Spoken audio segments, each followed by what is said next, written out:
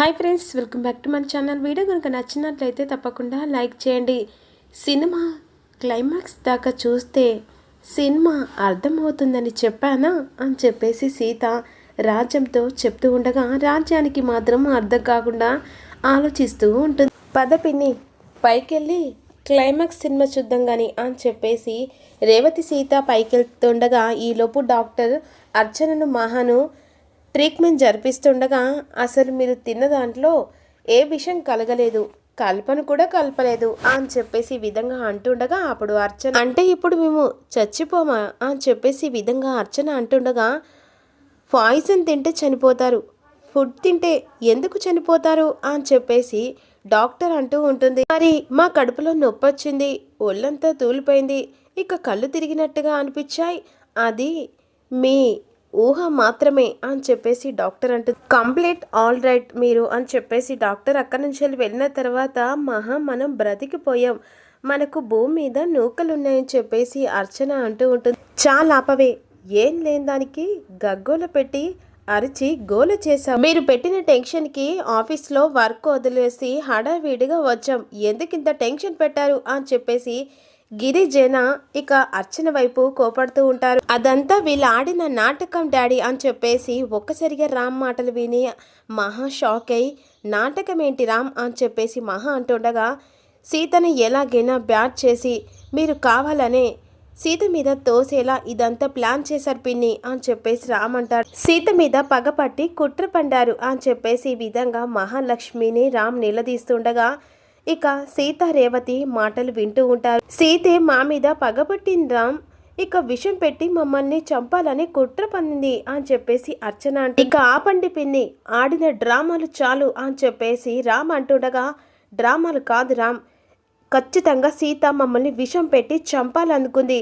సీత నోటెంబడి ఈ మాటలు విన్నాం అని చెప్పేసి మహా అంటుంది. మేం తినే టిఫిన్లో సీత ఖచ్చితంగా విషం కలిపింది అని చెప్పేసి మహా అంటుండగా అదే టిఫిను సీత కూడా తింది, ఏం కాలేదు సీతకు అని చెప్పేసి రామ్ అంటాడు. అయితే ఇది సీత ఆడిన డ్రామా రామ్ అని చెప్పేసి అర్చన అంటుండగా అవును రామ్, మమ్మల్ని ఇరికించాలని సీత ఇలా చేసింది అని చెప్పేసి మహా అంటుంది. సీతని ఇంకా బ్లేమ్ చేయాలనుకుంటున్నావా పిన్ని, ఇన్ని రోజులు అత్త కొడల గొడవ అని చెప్పేసి సర్ది చెప్పుకుంటూ సీతకు వచ్చాను, ఏదో ఒక రోజు సీతను అర్థం చేసుకుంటారని కలిసిపోతారని అనుకున్నాను, కానీ ఈరోజు అటెంప్ట్ మర్డర్ కింద ఇక కేసులో ఇరికించి ప్లాన్ చేశారని నాకు బాగా అర్థమైంది పిన్ని అని చెప్పేసి రామ్ చెప్పిన మాటలు విని మహా షాక్ అయిపోతుంది. సీతని మర్డర్ కేసు కింద ఇరికించడం ఏంటి రామ్ అని చెప్పేసి సీత గురించి మహా అంటుండగా మరి సీత ఎలాగైనా విషం కలిపిందని చెప్పేసి నాతో చెప్పారు,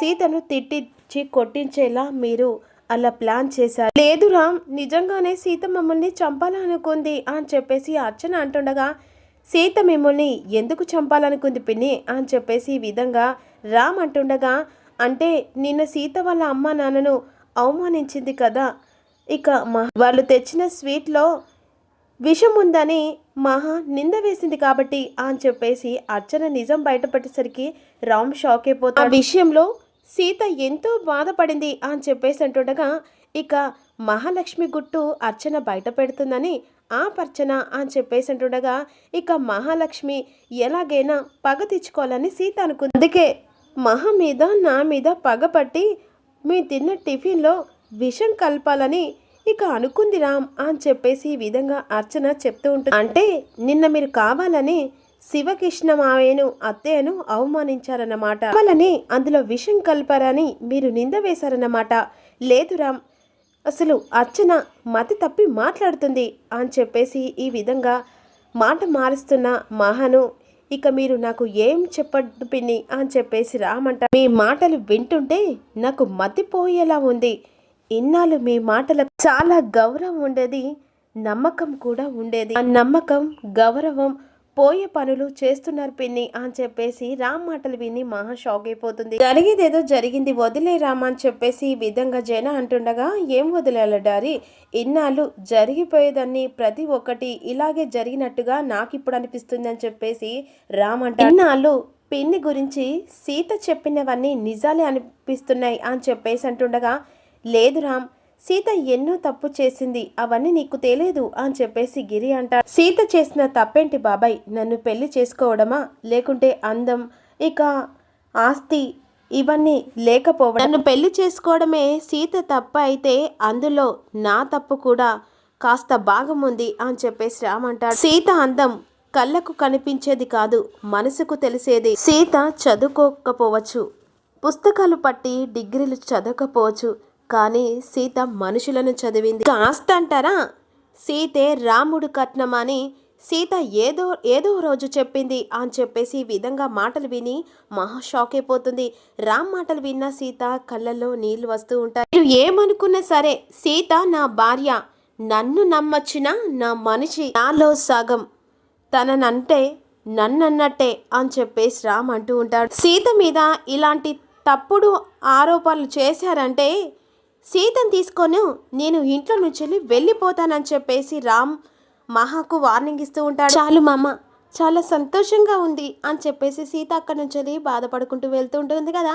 రామ్ మాటలు విన్న రేవతి క్లాప్స్ కొడుతుండగా ఇక ఒక్కసారిగా అర్చన మహా కోపంగా చూస్తూ ఉంటారు. శభాష్ రామ్, మగడిలా సీత మొగుడిలాగా మాట్లాడావు. అమాయకుడు రాముడు కాదు, నీలో పరశురాముడున్నాడని ప్రూవ్ చేశావు. ఇలాగే ఉండాలి రామ్, తప్పు ఎవరు చేసినా నిలదీయాలి, శిక్షించాలి. నువ్వు మర్యాదగా ఉంటే ఇక మర్యాద రాముడు అని, ఇక కోపం వస్తే కోదండ రాముడు అని చుట్టూ ఉన్న వాళ్ళందరికీ ఇలా శిక్ష పడేలా ప్రతి ఒక్కరికి తెలియాలి రామ్. రేవతి అలా చెప్పి అక్కడి నుంచి వెళ్ళిపోతుంది కదా.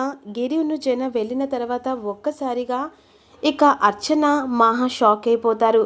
అమ్మో, ఆ సీత మామూలుది కాదు, రామ్ ముంగట మనని ఫూల్ చేసి రామ్తోని మనని తిట్టించింది. నాకు మాత్రం తల పట్టేసింది మహా అని చెప్పేసి అర్చన అంటుండగా, నీకు తల పట్టేసింది, నాకు మాత్రం తల తీసినట్టుగా ఉంది అని చెప్పేసి మహా అంటుంది. నీతో పాటుగా నన్ను కూడా రామ్ తిట్టాడు కదా అని చెప్పేసి అర్చన అంటుండగా, నిన్నంటే తిట్టాడు, కానీ ఏ రోజు నా మాటకు ఎదురు చెప్పని రామ్ ఈరోజు నన్ను ఎదిరించి మాట్లాడారు అని చెప్పేసి మహా అంటుంది. సీత జోలికొస్తే సహించనని చెప్పాడు, సీతను తీసుకొని వెళ్తానని కూడా వార్నింగ్ ఇచ్చాడు. అవమానంతో నాకు చచ్చిపోవాలనిపిస్తుంది అని చెప్పేసి మహా అంటుండగా, అత్తయ్య అని చెప్పేసి సీత వస్తుంది. చచ్చిపోవాలనిపిస్తుంది అత్తయ్య, పాప చిరని నువ్వు అప్పుడే చచ్చిపోతే ఎలా అత్త? చిన్నత్తయ్య చెప్పినట్టు భూమి మీద ఇంకా మీకు పప్పులు, ఉప్పులు, బియ్యం అవన్నీ ఉన్నాయి అత్తయ్య. చేసిన తప్పులకి శిక్ష అనుభవించకుండా పోతే ఎలా అత్తయ్య?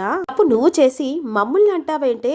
ఇక మేము తిన్న టిఫిన్లో విషం కలిపామని మా ముంగటి కదే నువ్వు మాట్లాడావు. టిఫిన్లో విషం కలుపుతా అని చెప్పేసి అలా చెప్పి కలుపుతారా? ఎందుకంటే అలా చెప్పి కలపడంలో ఇక మీరు చేస్తారని ఎలా మీ ముంగట చెప్తా?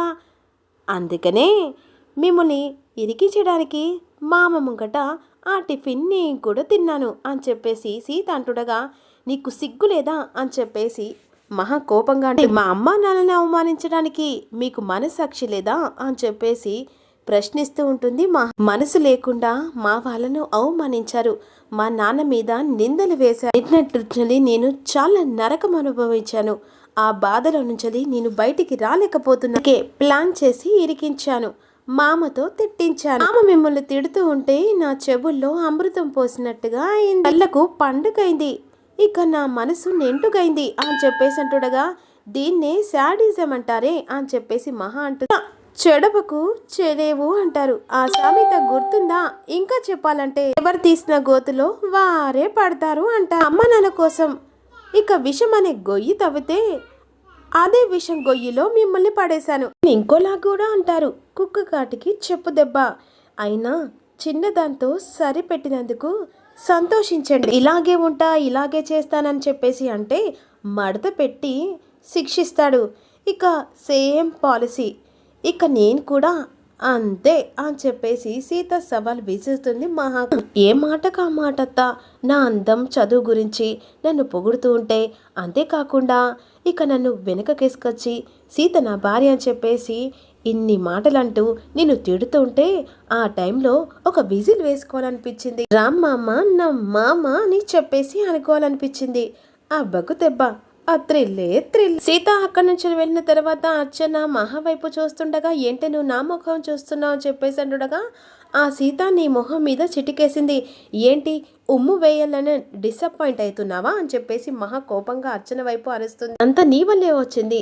సీత రేవత్తో ఏదో చెప్పిందని నా దగ్గరకు వచ్చి చెప్పావు. అదే కాకుండా ఇక రామ్ ముంగట అడ్డగోలుగా వాగావు. నేను వద్దంటున్నా కూడా రామ్తో నన్ను చేశావు. ఇక నా చెప్పతో నా చేతితో నా చెంప కొట్టుకోవాలి. ఇది మరీ బాగుంది. సీతను ఏం చేయలేక నన్నంటున్నావు అని చెప్పేసి అర్చన ఈ విధంగా అంటూ ఉంటుంది. ఉంటే ఓ గొడవ, ఉండకపోతే మరో గొడవ అని చెప్పేసి అర్చన అంటూ ఉంటుంది. ఈలోపు రామ్కి పూల స్వాగతం పలుకుతూ ఉంటుంది. ఈరోజు కొత్త మామ కనిపించాడు. కొత్త మామనా అని చెప్పేసి రామ్ అడుగుతూ ఉంటాడు. రోజులాగా ఉన్నానే, మార్పు ఎక్కడొచ్చింది? మార్పు నీలో కాదు మామ, నీ మనసులో వచ్చింది అని చెప్పేసి సీత అంటుంది. ఈ రోజు నేనంటే ఎంత ప్రేమో ఈ రోజే తెలిసింది.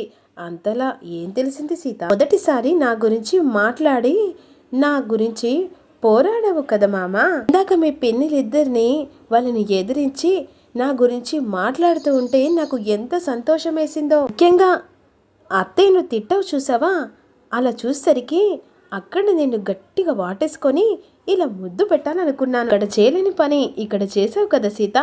అయినా మామ నీ సాహసం భలే నచ్చింది మామ. మొగుడు కూడా సూపర్ మొగుడని చాలా అర్థమైపోయింది. బంగారు మామ, నువ్వు కూడా బంగారు సీతవే సీత. నువ్వు ఫుడ్లో పాయిజన్ కలిపావా అని పిన్ని నాకు ఫోన్ చేసినప్పుడు నీ మీద నాకు చాలా కోపం వచ్చింది. ఈ సంగతి తేల్చేయడానికి వచ్చాను. ఇక్కడికి వచ్చిన తర్వాత నిజం తెలిసిన తర్వాత పిన్ని మీద కోపం వచ్చింది. అంటే గౌరవం ఉంది, అభిమానం ఉంది. కాకపోతే నీ మీద నింద వేయడం నేను సహించలేకపోయాను. అందుకే పిన్ని వాళ్ళతో కఠినంగా మాట్లాడాలి, కొన్నిసార్లు కఠినంగా ఉండాలి మామ అని చెప్పేసి సీత అంటుంది. వాళ్ళకి ఏంటనేది తెలుస్తుంది, కానీ ఫస్ట్ టైం కదా. అయినా మామ తప్పు చేస్తే తప్పని ఖచ్చితంగా నిలదీయాలి మామ అని చెప్పేసి సీత అంటుంది. పిన్నిని తప్పు పట్టడం ఇక నాకు ఇష్టం ఉన్నది. అలా అని చెప్పేసి తప్పుని వెనుక కేసుకురావద్దు కదా మామ అని చెప్పేసి సీత అంటుంది. సరేలే, పొద్దున్న నుంచి చాలా మూడీగా డిస్టర్బ్గా ఉన్నాను కదా, మరి సంతోషం రావాలంటే నాకు ఒక ముద్దు పెట్టాలి. ఓ అంతేనా అని చెప్పేసి సీత సిగ్గుపడుతూ ఉంటుంది. మరి రెగ్యులర్ ఎపిసోడ్ కావాలంటే కామెంట్ చేసి లైక్ చేయండి అబ్బా. Thank you for watching. Please subscribe మన ఛానల్.